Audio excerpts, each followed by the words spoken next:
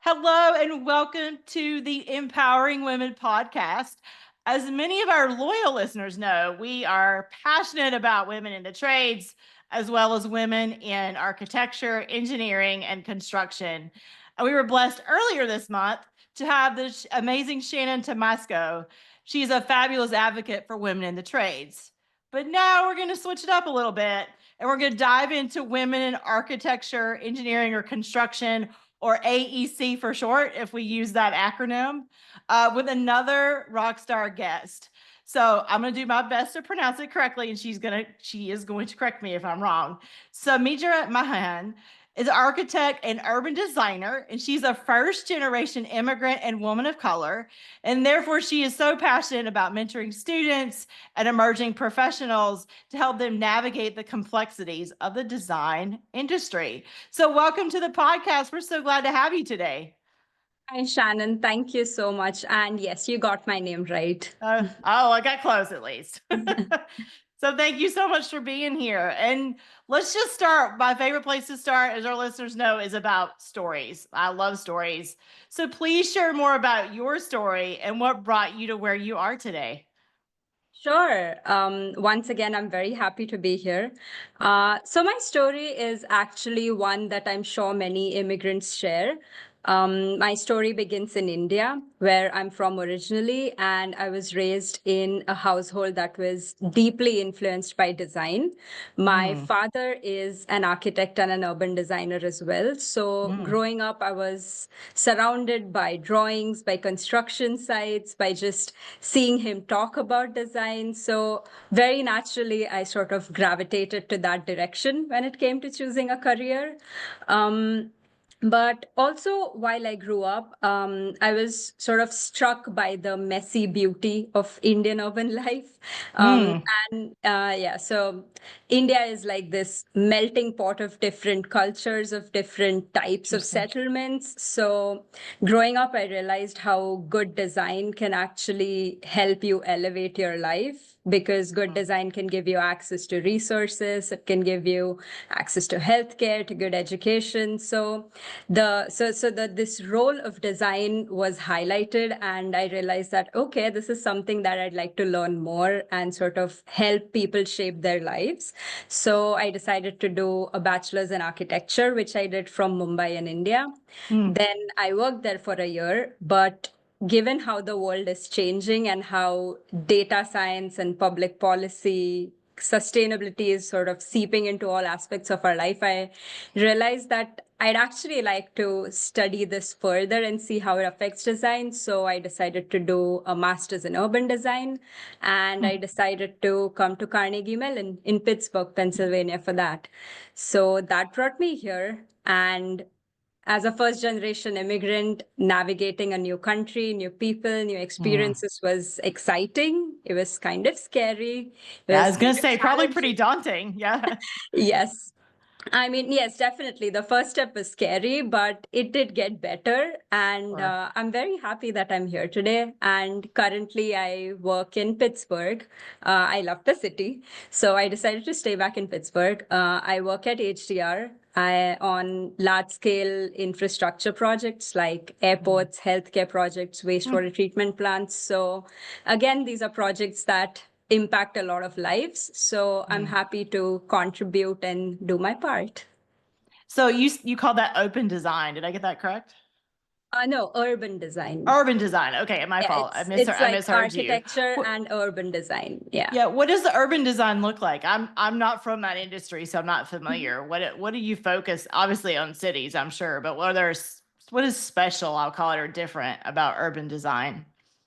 Oh, so it can tie into architecture. So architecture mainly deals with the design of, say, a building or a very specific function of a building. So it could be like an airport terminal, or it could be a hospital or an office building. But urban design sort of takes a step back, and it looks at it looks at a neighborhood as a whole, or it looks at how these different networks sort of react to each other, how roadways integrate with built fabric of a city. So it's all of these different systems that come together. Sounds fascinating.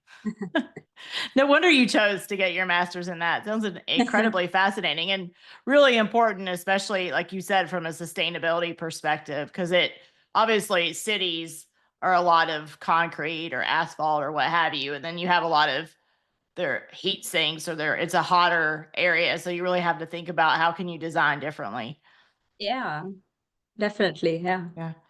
Mhm. Well, I did a little research prior to our podcast today, and I believe in 2021, and I'm looking at my paper here for the folks watching me. You received the George Anderson Jr. Award for your urban design graduate thesis, which was called "The Communal Veil: Carving Spaces for Women." And I'm just going to say in refugee camps because I cannot pronounce the name, in refugee camps in Bangladesh. And I was really fascinated by that. So if you don't mind, tell us more about that project and what really drew you to it. Oh, sure. Actually, how I got into that project and how I chose that topic is kind of a very personal story. So I came to the US in 2019, and 2020 was when COVID hit. So we were all on a lockdown, all the classes got online, and that was the year that I had to choose a thesis topic for my master's. So brainstorming, and I remember thinking that, okay, I want to do something around COVID, because why not? We're all living in a pandemic. And I also realized that I actually was in a very safe space during COVID because I was here. I had access to good healthcare, good food, good company. So I was in a very sheltered environment, I'd say. But I realized that that wasn't true for many people around the world. And that got me thinking about how crisis sort of affects different types of people. And in Asia, so Bangladesh is a country that's to the east of India. So in that part of the world, there was this huge refugee crisis going on, and there were mass migrations going on, and couple that with COVID and with flooding, with climate crisis, it was like it was a crisis on steroids almost. So I thought that, okay, maybe I could look into this a bit and sort of see what I could come up with as a solution for my research project. So that is how I got into selecting that topic. And my central question was centered around women, because any crisis disproportionately affects women all around the world. That's a global thing. So my research question was, what does safety and dignity look like for women in crisis environments? So taking that as my topic, I sort of started seeing how displacement and design interact with each other, especially for vulnerable populations, because we have a lot of those around the world, unfortunately. So yeah, I started looking at how how vulnerable populations, especially refugees, could sort of take more agency in the design process and just not be like passive aid receivers, but they could also sort of contribute into building their own environment and become a bit more independent. So I started looking at that, and I feel that it worked out well, because coming from that part of the world, I had sort of a little cultural understanding, and couple that with the new concepts of data science, of urban design that I studied in the US. So I thought that I was in a position to bring like a good mix to the solution. And yeah, I You think had some that cultural context a little bit, right? And then exactly you also had the academic or the experience right. knowledge. Yeah. Okay. Yeah, so I thought that it was like so I thought that I could be like a good bridge between the two worlds and come up with my research solution. So yeah. Yeah, I love the bridge. I never thought about it that way, but it was a bridge between the maybe. I know India is a very diverse country. I've never had the opportunity to visit, but that you thought maybe I have a little bit more context than let's just say a native born American would have, and then you had the obviously the knowledge from your classwork. That's really fascinating. Like Yeah, thank what you. did you learn from it? Like that really maybe has shaped the way that you approach your current work? Well, that project was, it actually gave me lessons on many different levels. So until Okay. then, I was only focused on architectural projects. So those can be complex. I agree. Those are very complex. But again, it's just focused on coming up with solutions for like a particular building, right? But this problem that I was dealing with, it was like a wicked problem. There were so many issues. So I was forced to sort of take a step back and think of it not as a design project, but as like a systems thinking project. So Mm. it was almost like I had to look into how external aid agencies, be it international or national, function with each other, how informal economies function, how public policies around refugees Mm. and migration function. I had to get an understanding of religious values of these refugee groups. Oh, good point. Um, I never thought about that, but there's probably yeah, certain things that are okay in those religions and certain things that aren't okay. exactly. I mean, especially since the thesis was centered around women, a lot of cultures treat women differently. The expectations are different. So getting an understanding of that, it took a bit of time, even if I do come from that part of the world. But I think the most important lesson that I learned was that it's not enough to design for someone, but it's important to design with someone. So Mm. designing with someone means that you get this understanding of context, of culture, of someone's lived experiences. So Mm. inculcating all of these experiences that your users are going to possess and sort of translating that into your design. So I think that was a very important lesson, and that is something that I even try to do today. So even if I am working on an airport terminal or a small community park, I try to sort of deliberately Mm. ask myself these questions that, okay, who's going to use this design? In my drawing, are someone's needs not visible? So asking myself these questions deliberately sort of Mm. focuses, it sort of helps me to step back and see what I'm doing and think about it. Do you get a chance to interact with maybe the people that are going to use your design? Do you get a chance to get, I'll call it direct voice of customer, or that's just not an option? So for the thesis project, no, because it never came into fruition. I'm still trying to develop it a bit more before I can actually try to talk to someone and sort of Hmm. launch it. Right.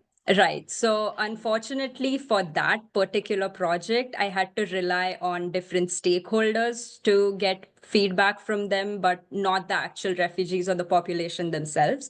But when it comes to my other projects, sure, yeah, I do try to get back with the client and the users and sort of get an understanding of, okay, is the design working well? Is there something that you'd do better?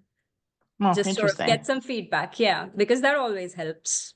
Yeah, it does. Because I think of something that came to my mind is we often have like disabilities and some of them are hidden. So when you're making a design, being really thoughtful about who in the community is going to use it. I think about a park, and if there's people that have like autism or something on that spectrum, like how does that impact the way that they're going to use that space? Mhm. Oh, yeah, yeah. No, it definitely helps to get someone else's perspective, especially because I mean, as architects, we end up designing for others. It's not for us. So the Right. priority should be the other voices. Yeah. Mhm.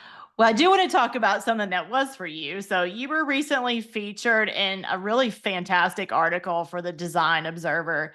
I think it's in a magazine, but it's at least an online outlet. I'm really curious, what was that process like? That's not something a lot of people do, especially earlier in their career. What was that process like? Oh no, Shannon, that experience was surreal. To be honest, I still kind of can't believe that that happened because Design Observer is a platform that I've admired for a lot of time.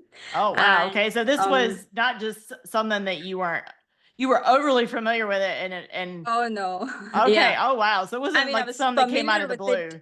Yeah, I was familiar with it as a reader, but to be featured in it was, yeah, it still seems surreal to me, to be very honest. So I also do enjoy reading and writing about architecture. So I was looking to sort of share a few articles that I had ideas for, and I realized that Design Observer had an open call for pitches. So I pitched my idea of how immigrant designers navigate spaces and systems that are not built for them. Because Mm. a lot of designers like me who study and get their licenses in a different country eventually end up moving countries and then get adapted to a completely new different system, be it for users, be it the workflow. So I thought that I could sort of develop a written piece around that idea, and I got into talking with them. And from there, they were like, okay, maybe we could turn this into a feature or an interview. And at that time, honestly, when they proposed that, I was like, am I even qualified? Because I'm pretty early in my Mm. career. So I sort of, a little bit of imposter syndrome creeped in, to be very Sure. honest. Well, it's Yeah. intimidating, right? To your point, you're early in your career, and this is a platform that you admire, and you're like, really? You want to feature me? Are you sure? Are you talking about somebody else? Exactly. Yeah, so all of those emotions went through my head. But no, they were very helpful, and they made me realize that no, it's just about sharing your story, which is an interesting one. And yeah, once I started thinking of it from the angle of just sharing my story, I was like, okay, maybe this is a good idea. And no, the entire process was very collaborative. They pushed me to like clarify my voice, to sharpen my arguments, not shy away from sharing any aspects of my story. And yeah, just like how this is a very great conversation, that itself also was a very good conversation. So Yep. yeah, Love that that. was very helpful. Yeah, hopefully, I don't know if it's restricted access. I will put a link in the show notes for folks to check it out. But if you don't mind, share at least one or two takeaways as a teaser for our listeners. Sure.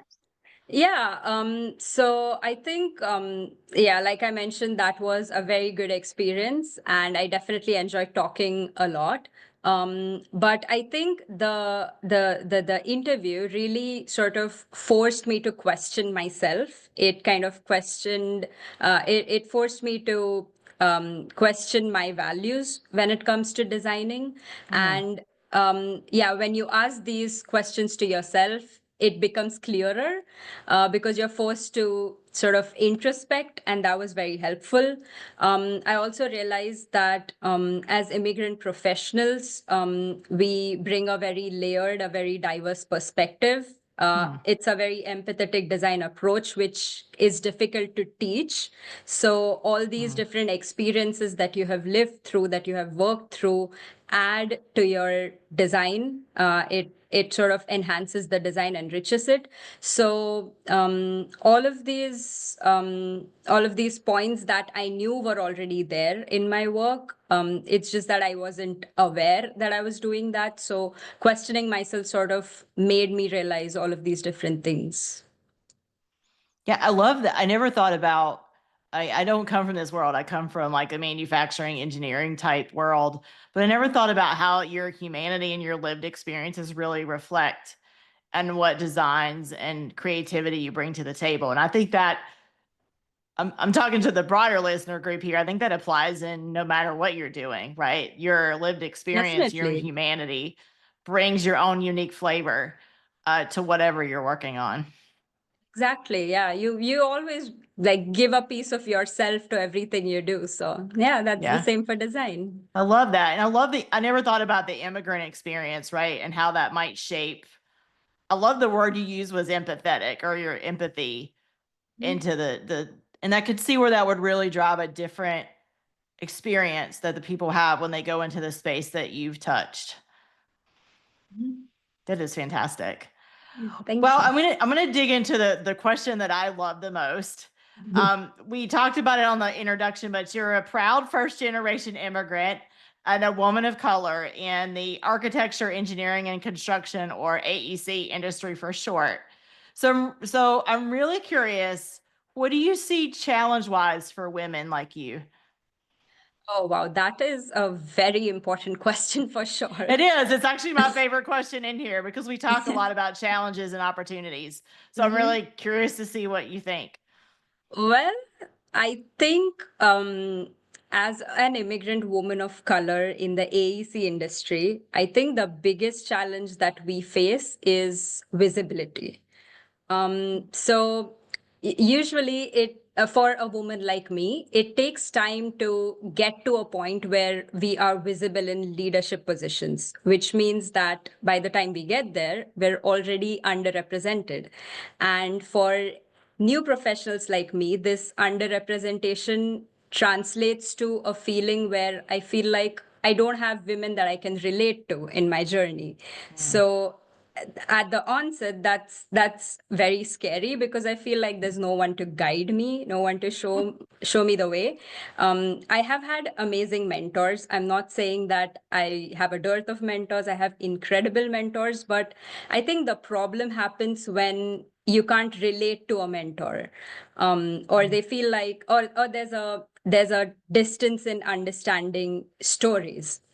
Also, there's a constant pressure to sort of prove our legitimacy, whether it is through our accents or the way we work, the way or our credentials. And if you add visa issues and cultural norms to this, then it's this entire layered experience where you're navigating both professional and personal barriers. So I would say that, in my opinion, the biggest challenge remains visibility. Which is interesting because you're probably more physically visible because obviously you look different maybe from many Uh-huh. of the folks that you're sitting around the table with, but then at the same time you're not visible because there's not people like you, and Yeah. you feel like probably that you're buried, for lack of a better word. And then Mhm. you can't look up towards your leadership ranks and see anybody that even remotely resembles you. Ye- Yeah, I mean, it's getting better for sure. I'm sure it's way better than it was what it was 20 years ago. So Yeah. that's helpful, and that's a positive thing. Yeah, but you're being that visibility. As I know you're still a little earlier in your career, but you've got Mhm. time to grow and you're helping others grow, which is important. Well, you Mhm. alluded to that things are changing. I want to flip on the positive side. How have you seen the industry change in the time that you've been with it? I think, like I said, the industry is shifting for sure. There's definitely more awareness now regarding diversity, regarding inclusion. And also, when it comes to the design industry specifically, there's a growing importance of lived experience in design. And this is especially post 2020 after the COVID pandemic. So, clients and firms are valuing these different perspectives, and not just design firms, but clients also are realizing that inclusion is not just a box that you have to check, but different perspectives genuinely lead to a better and enhanced design, to a better outcome. So that's very helpful.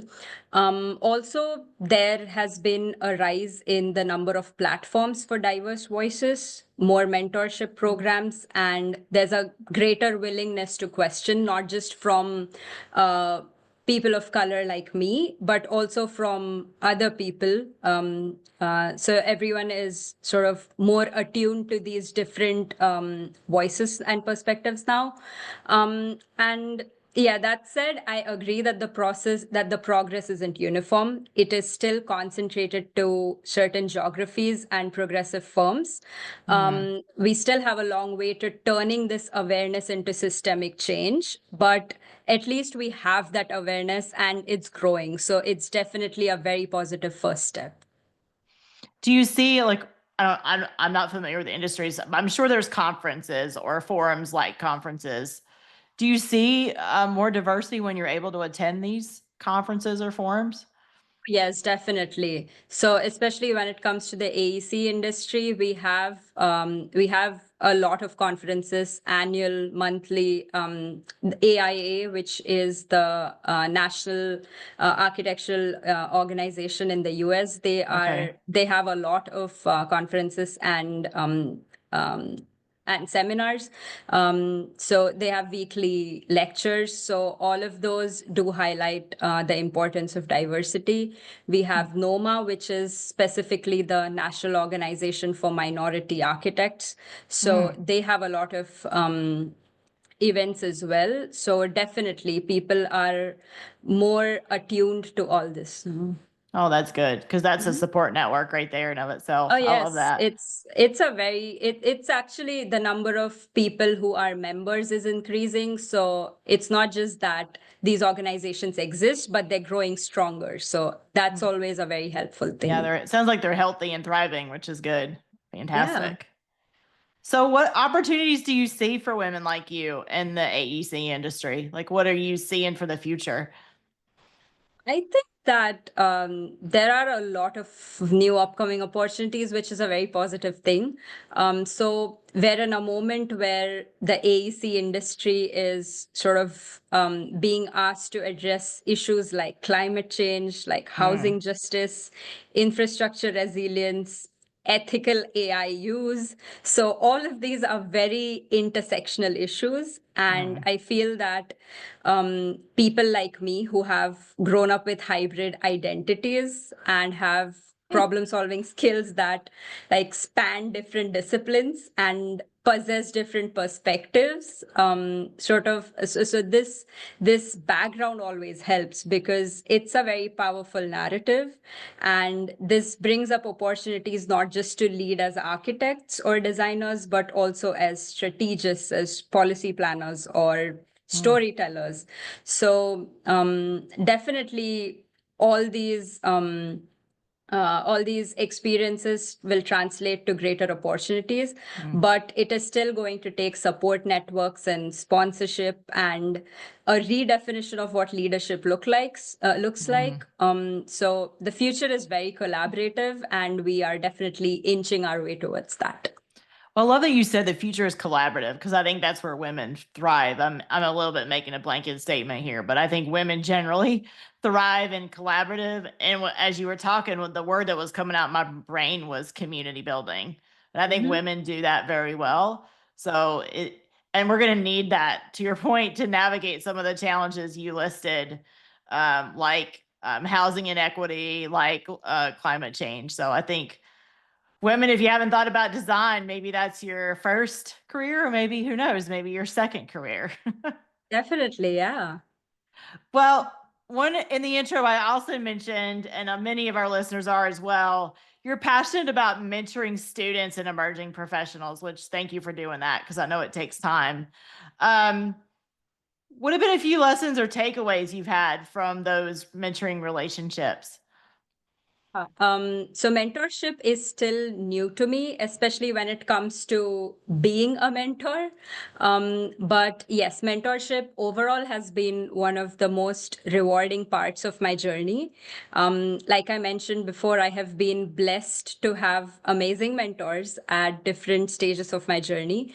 But at some point, especially after I came to the US, it kept bothering me that none of my mentors looked like me. So while I learned from them, while I loved listening to their experiences, after a point, I felt like maybe they couldn't relate to my story either, and I couldn't relate to theirs. So there was always this slight gap between me and my mentors. And this lack of context is what gave me the push into sharing my story with others, with emerging professionals and students, because I realized that if I'm feeling this, I'm sure a lot of other people are feeling this.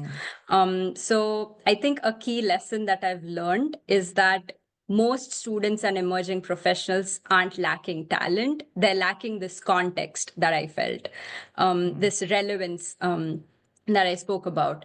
So there are things like how to read a contract or how to advocate for your ideas in a room full of senior voices, especially when people look different from you, or even how to, say, navigate a non-linear career path. So these things are something that many people face, but these are not explicitly taught.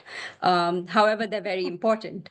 Another takeaway is that people really crave honesty at the end of the day. And I think mentorship is not about pretending that you know everything, that you have all the answers, but it's simply about sharing, okay, here's what I learned the hard way. So maybe you don't have to do it that way. Here's an easier route. So it's at the end of the day, sharing your experiences and helping others.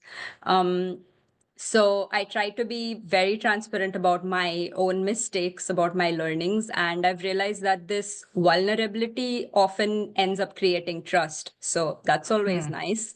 And Yep. I've also realized that mentorship goes both ways, because even when it is students, when they ask me questions about things that challenge them, these questions challenge me too. So their perspective often pushes me to think differently.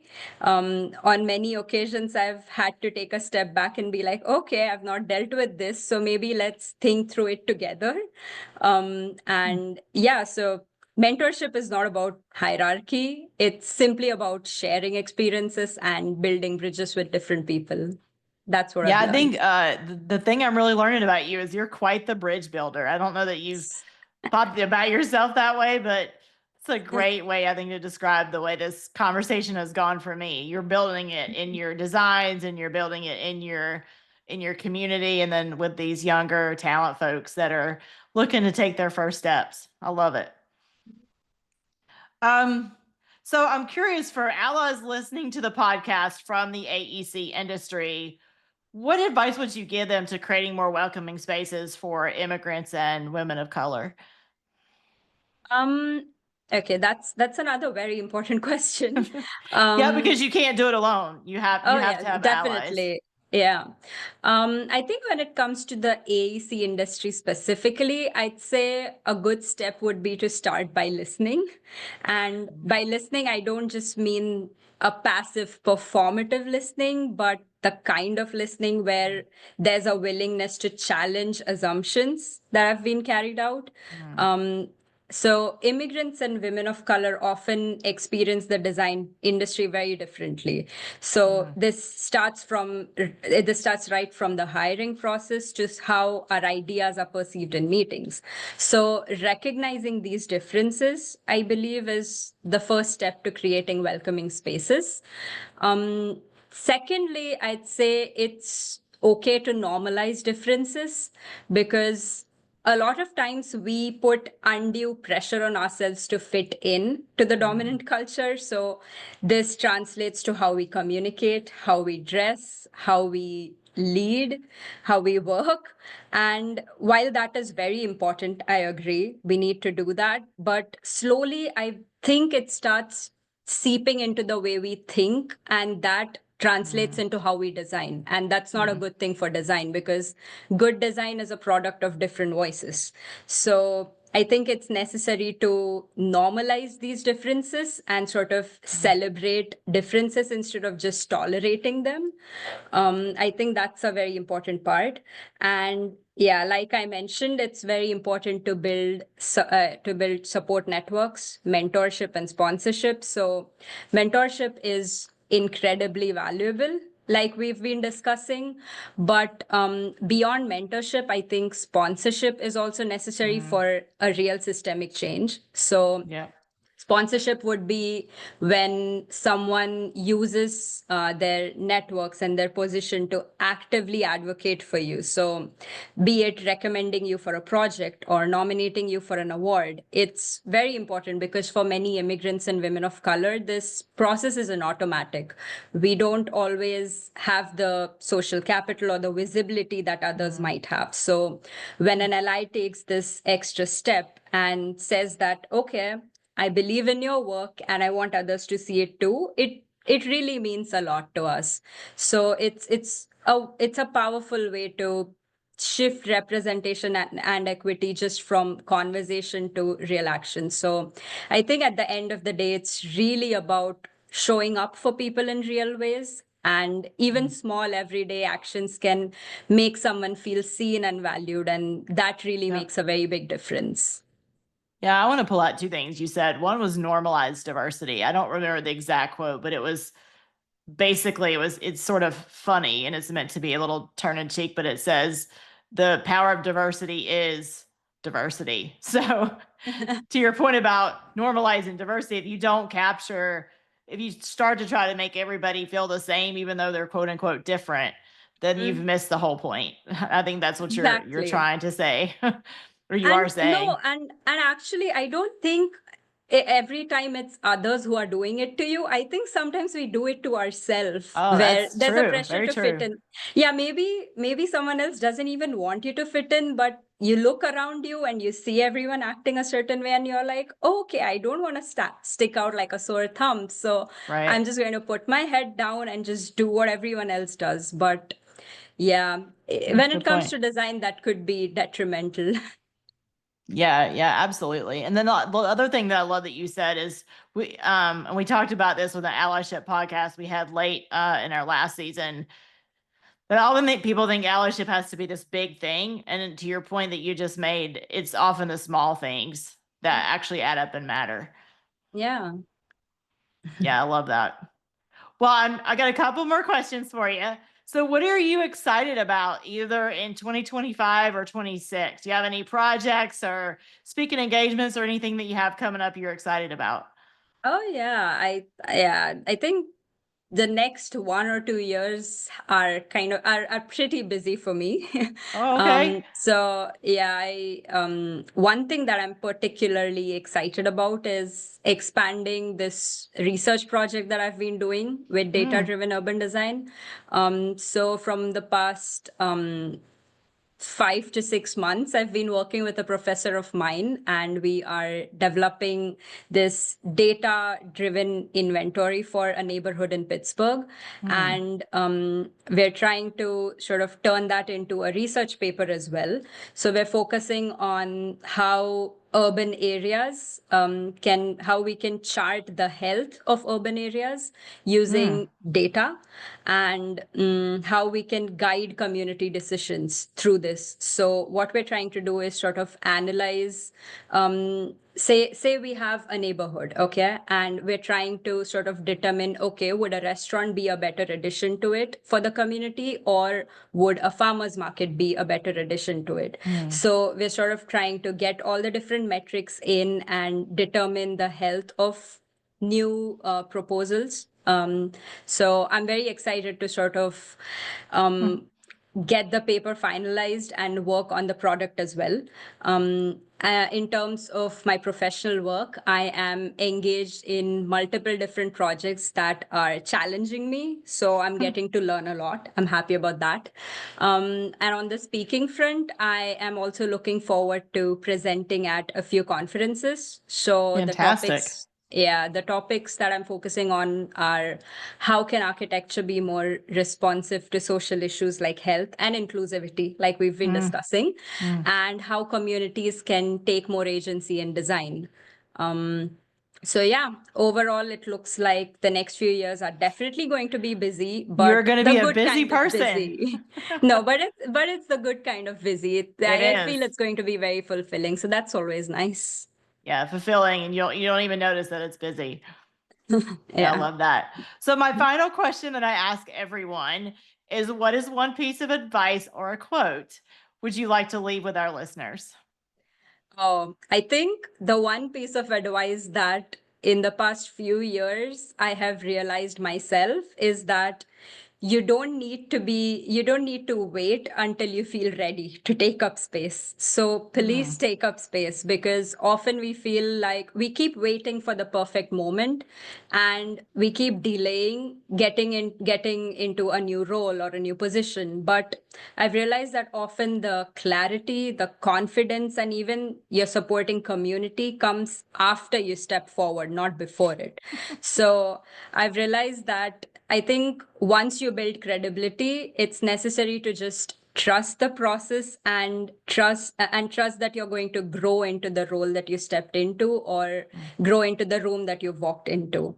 I've still not mastered this, but I keep reminding myself of this. So I'd like to let the listeners know of this and get them thinking about this aspect as well.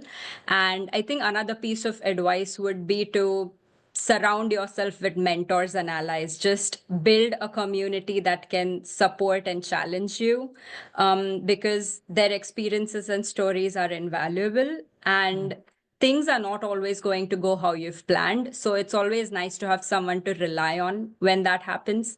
And also, as you build a community, it's necessary to give back. So there comes a point when you can't just keep listening. You have to also share your experiences and be a mentor to someone else. So that is also very important in order to have the community grow. So true. I couldn't have given better advice myself. Well, today we're at a wrap. Believe it or not, it's been so much fun. Where can folks find you if they'd like to connect with you online? Oh, sure. So my LinkedIn handle is Sameedha Mahajan. I am pretty active on LinkedIn, so I would be happy to help and connect, help any way I can. And on Instagram, I'm on Sameedha Mahajan, but I'm not a very active Instagram user, so you'd probably have better chances reaching out to me on LinkedIn. Yep. And we'll put that article as well in the show notes if you want to read more about Sameedha. So thank you so much for being here. It was a pleasure to meet you and to share you with our audience and our community. Thank you, Shannon. I love the conversation. Yeah, me too. Bye, everybody. I will see you next episode.